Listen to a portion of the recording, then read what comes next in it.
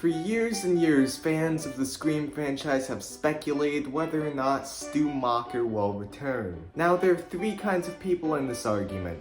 Number one are the people who really want him back so much that even if it makes no sense for him to return, they just want him back because they love Matthew Lillard and they love Stu Macher. Number two is the people that absolutely don't want him back because they think it would be stupid for him to return. Number three is the people in between who think it would be good if he came back under certain circumstances. I'm Scream Geek, and today we are going to be talking about the reality of Stu Macher's resurrection. For years, people have believed that he survived the TV falling on his head and electrocuting him, which could be true. I'm not saying that's not true.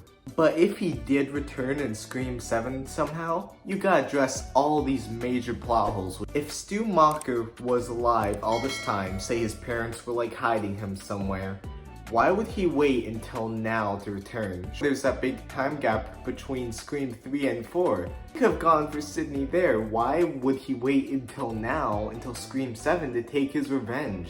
It just doesn't necessarily make sense for him to wait this long. Assuming he is alive, there's another theory that he's been in prison this whole time. If he's been in prison this whole time, there would still be some reference to the fact that he's alive. But then again, you do gotta consider that it is in Wes Craven's wishes for him to return. Now, in case you don't know, the original Scream 3 script had Stu Macher returning. He was masterminding a whole massacre from a prison, and he convinced other people to become Ghostface. But that script was scrapped because of very brutal real-life massacre, which I'll be making a completely different video about. So we know that Wes Craven wanted Stu Macher to return, and we should definitely honor his wishes. So how can we bring Stu Macher back? Well, A, honoring Wes Craven's wishes, and B, not making people mad because of how little sense it makes. Like, it would sort of be like bringing back Emperor Palpatine in Star Wars Episode 9. There was literally no build up to it. It made no sense. This is how I suggest Stu Macher returns. What I'm thinking is similar to what Scream 3 did with Randy Meeks and the whole VHS tape.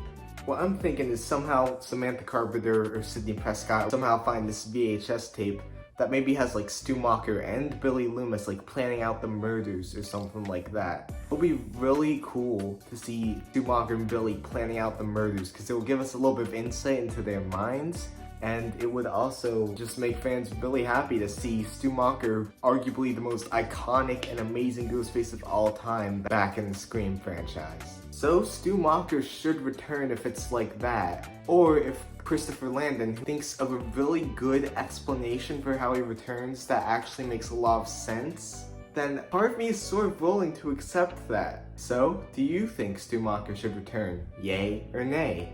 Let me know in the comments down below, and until next time, Scream Geeks, toodles!